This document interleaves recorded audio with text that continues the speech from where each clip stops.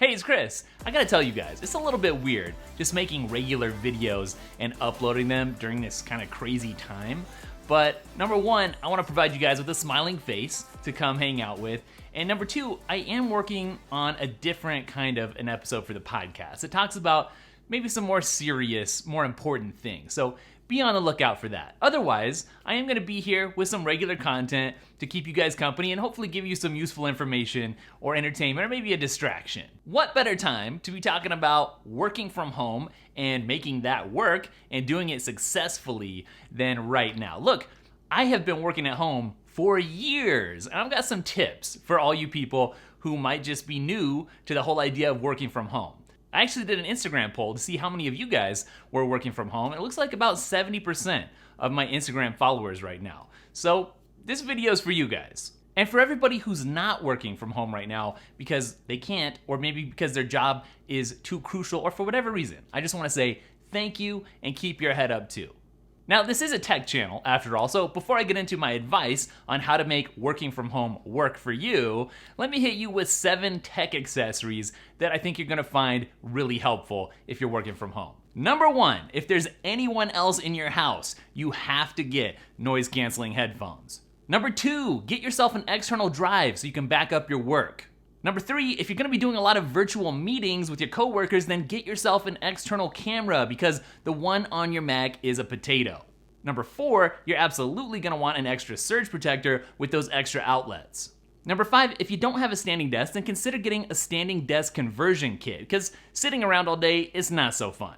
Number 6, grab yourself a hub that you can plug in and increase your available ports. It's just common sense. And number 7, consider picking up an external monitor because even if you have to be confined to a small physical space, at least you can have some extra virtual space. All right, let's get into the advice and let's start by talking about your workspace, where you're actually gonna get some work done. Now, my first piece of advice is to do your best to separate your workspace from your living space. It's gonna be hard, I understand. Even if you have a dedicated office or an extra bedroom that you can turn into an office, keeping work and your private life separate can be tricky. But even if you just carve out a corner somewhere, and that's the dedicated place where you're gonna get some work done, and then you're not doing anything else there, and then when you're done being in that place, you're doing family stuff, keeping things separate is absolutely crucial. My next piece of advice is to try to make your workspace as comfortable and as appealing as possible, because you're gonna be spending some time there. First things first, try to keep everything uncluttered. Even if it's just a corner, keep that baby uncluttered. It's really helpful. One thing that can make a big difference is just having a comfortable chair. It doesn't have to be a really expensive chair. The chair that I've got at my desk right now, I think is from Staples.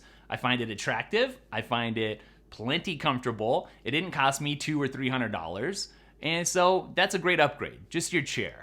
Now, one thing I've tried to do to make my workspace a little bit more appealing is to try to surround myself with some artwork. Now, personally, I've been using a mural digital art frame, and I can change out the artwork anytime there, but you don't have to get that complicated at all. You just tack up a poster or print out some stuff on your printer and tack it up around the wall. I personally think that the more you surround yourself with creativity, the more creative you will in turn be. Now, I already told you, it's really important to create some boundaries between where you're gonna be spending time working and where you're gonna be spending your free time. But you need to create some boundaries with your family members or other people in your house as well. You gotta let people know in a very friendly way, this is when I'm gonna be working and this is when I'm gonna be available to hang out, and then stick to it. If you're working from home, it can be tempting for you to not just be working when you need to be, and it can be tempting for the other people around you to just think that you can do anything at any time rather than necessarily being at work. You just gotta be like, hey, I'm in the work corner right now. Do not disturb. Now, my last piece of advice having to do with your workspace is a very important one, and that is don't compare your workspace to other people's workspace. During this time, I'm sure you're gonna see a lot of different pictures of people's setups, and you know what? What you have is what you need. I can basically get all my work done as a knowledge worker with just my iPhone. So don't be comparing, you'll be a lot happier. Oh, here's another tip for you. If you wanna get the most out of your Apple products, then check out 2 things, applehype.com and the Dailytekk After Party. That's our podcast. Both are completely free. Who doesn't want that? All right, let's move on and talk about time management and creating a routine. I think this is absolutely essential to being happy and productive. So maybe before you started this stint of working at home, you had a commute. Maybe that was 10 minutes or maybe that was an hour. And now your commute is maybe 10 steps, all right? Or just going up or down the stairs. Either way, I think having a routine, especially a morning routine, is just a good way to start things off on the right foot and set the expectations mentally for how your day is gonna go. So personally, one thing I like to do is wake up early before everybody else is up and get some quiet working time in. And honestly, those early morning sessions are some of my most productive times. So I roll out of bed, I pour myself some coffee, and I get some work in. And then after that, it's family time. At breakfast, we all hang out, and that's good. It's quality time. And then I get ready, I do some exercising, and put in my main work shift, let's call it, before lunch. Lunch then becomes an absolutely great break in the day and break in the routine. After that, I'm re-energized, it's back to work, and then dinner kind of bookends the ending of the day. And for me, I try to be done at that point. It's very hard to do. I'm just gonna tell you right now, when you're working from home, it's hard to stop working or to know when to stop working. It's difficult. It's something you're gonna have to work on. See, having a routine for work is gonna be good for your productivity, but having an after work routine is gonna be critical for your own happiness. So for me, there's some recreational things that I can still do even if I'm just at home. And that is maybe listening to music or maybe reading a book or a digital book or whatever, listening to an audio book or a podcast or maybe some family TV time. Okay, now we're gonna come to something that's really important, which is how to avoid some common pitfalls. Pitfall number 1, working in your PJs. Don't do it. Do not roll out of bed and then roll over to the office or the work corner in your pajamas, in whatever you slept in. There's something about changing your clothes that gets you into a working mentality. Now, I'm not saying you gotta go put on a suit or something, but I know for me, to change out of something that was really comfortable into something that I would wear if I was just going to the store even or something, it just shifts something in the brain and it says, it's time to work. It's not time to relax. Pitfall number 2 is gonna be dealing with distractions. Now, it's very easy for you to distract yourself, and it's very easy for other people to also distract you. So how can you limit that?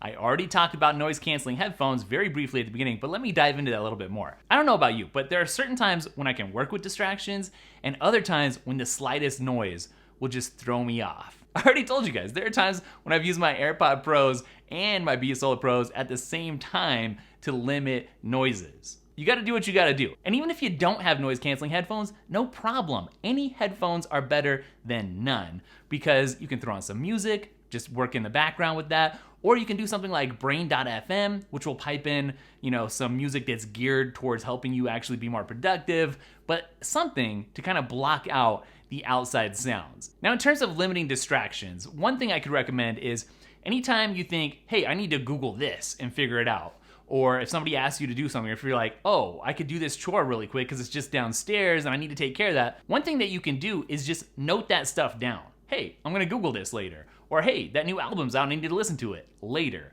Or hey, I need to do X or Y or Z later. Well, note that stuff down, and then you're not gonna forget about them. You can rest easy knowing they're gonna get done, but just at the right time. If you're working from home, one thing you absolutely don't wanna do is neglect exercise. So maybe you got a treadmill at home, use it. Or maybe you just wanna take a walk and go around the neighborhood. That's a good thing to do too. You could set a timer and just know, I'm gonna take a 15-minute walk, once in the morning and once in the afternoon. All right, the last distraction I gotta tell you about is food. I mean, the kitchen is a lot closer now, right? And maybe no one's around to watch over your shoulder every minute of the day to make sure that you're not snacking too much. Self-control, or at least self-awareness. It's important to at least realize if you're feeling hungry or heading down towards the kitchen or something. And one thing that can be really helpful is just drinking more water. You should be drinking a lot of water anyways, but if you're drinking water, you may find that it's kind of an appetite suppressant. I think that's pretty much it for this video, but let me end on this one important note. Make sure that you don't forget to enjoy working from home. I know there are good things about it and there are bad things about it.